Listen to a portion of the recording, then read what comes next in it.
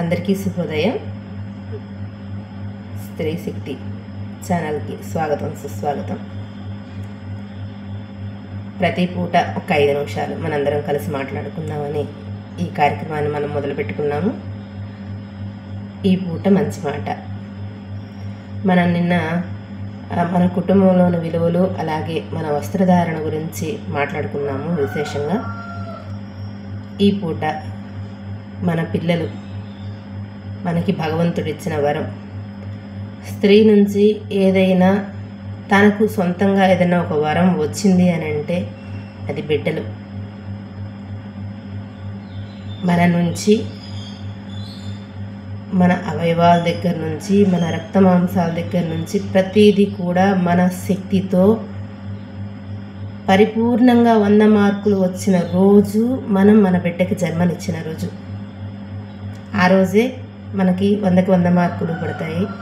స్త్రీ పరిపూర్ణంగా తల్లి అనే ఒక చక్కటి పేరులో కాబోటు వస్తుంది.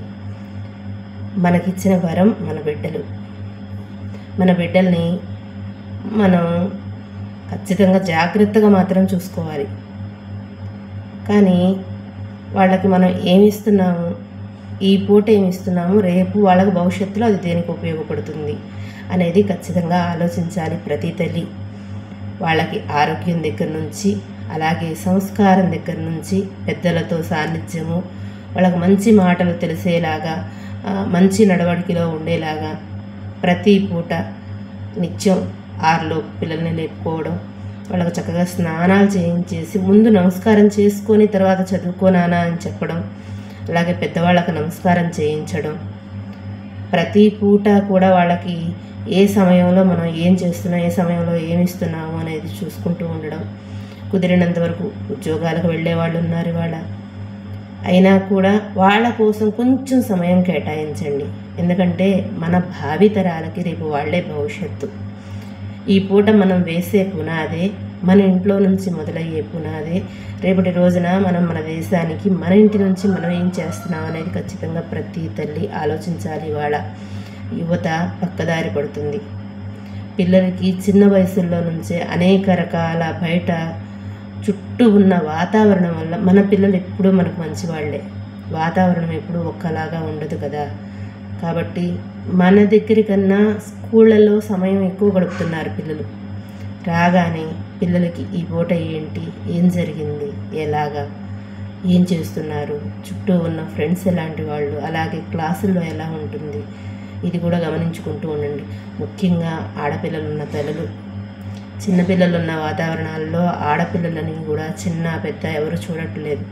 ప్రతి ఒక్కళ్ళు ఇది ఒకటి మాత్రం గమనించుకోండి. రాగానే పిల్లల్ని చూసుకోవడం, ఆ పిల్లల చేత ప్రతిదీ కూడా మీరు ఎంత దగ్గరగా ఉంటే వాళ్ళు అంత దగ్గరగా రియాక్ట్ అవుతారు. మనం ఫోన్కి, టీవీకి తప్పుగా అనుకోకండి. ప్రతి తల్లి కూడా ఫోన్కి, టీవీకి, దేనికైనా సరే మనం సమయం ఎలా కేటాయిస్తున్నాము, అలాగే మన పురాణాలు, మన ఇతిహాసాలు, మన పెద్దవాళ్ళ, మన ఋషులు మనకు అందించిన గొప్ప గొప్ప ఆయుధాలు ఉన్నాయి. అవేమిటో తెలుసా? భగవద్గీత, రామాయణం, భాగవతం, మహాభారతం. పంచమ వేదం మనకు మహాభారతం. భాగవతం చదివితే భక్తుడు ఎలా ఉంటాడో తెలుస్తుంది.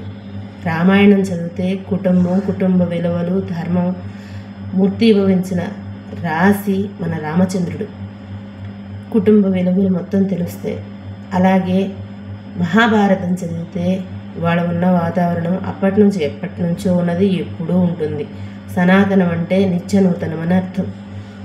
కాబట్టి ఇటువంటివన్నీ మీరు ఒక 10 నిమిషాలే సమయం కేటాయించండి, ఎక్కువ అక్కర్లేదు.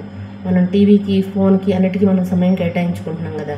అలాగే ఒక పుస్తకం పెట్టుకోండి, ఒక టార్గెట్ పెట్టుకోండి. ప్రతిదీ ఒక్కరోజు ఒక 10 నిమిషాలు మాత్రమే దానికి ఒక సమయం కేటాయించుకోండి, అది చదువుకోండి. సాయంత్రం పిల్లలు వచ్చినాక వాళ్ళకి కావాల్సినవి పెట్టుకొని వాళ్ళకి మంచి చెడు చెప్పుకుంటూ మనం చదివినది కూడా అందులో ఉన్న తాత్పర్యం, దానికి ఉన్న అర్థం, దానిలోని ధర్మం వాళ్ళు నేర్చుకోవాల్సింది. అలా చక్కగా మీ మాటల ద్వారా పిల్లలకి చెప్పండి.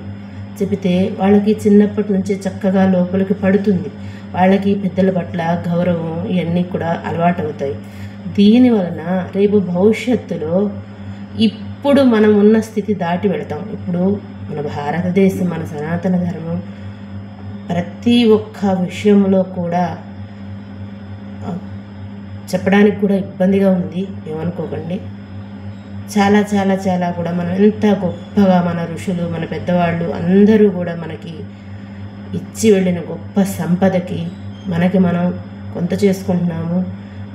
ఇతరులు ఇంకొంత చూపిస్తున్నారు దానికి మనం భయపడుతున్నాము. మనం ఎవరికీ భయపడాల్సిన అవసరం లేదు. మనకి మన ఋషులు ఇచ్చిన గొప్ప సంపద ముందు ప్రతి ఒక్కళ్ళు వచ్చి వెళ్ళే వాళ్ళే. ఎవరు ఇక్కడ చేయగలిగింది, వాళ్ళేం చేసేది కూడా ఏం లేదు. మనం స్థిరంగా ఉండి మన బిడ్డల్ని స్థిరంగా తయారు చేసుకుంటే రేపటి రోజున మన భవిష్యత్ తరాలకి కనీసం ఈ కొంచెం ఆలోచించే అవకాశం కూడా ఉండదు. దానికోసం మాత్రమే ప్రతి తల్లి కూడా ఈ ప్రయత్నం ఈ పూట నుంచి మొదలు పెడతారని చెప్పి ఆశిస్తున్నాము. స్వస్తి.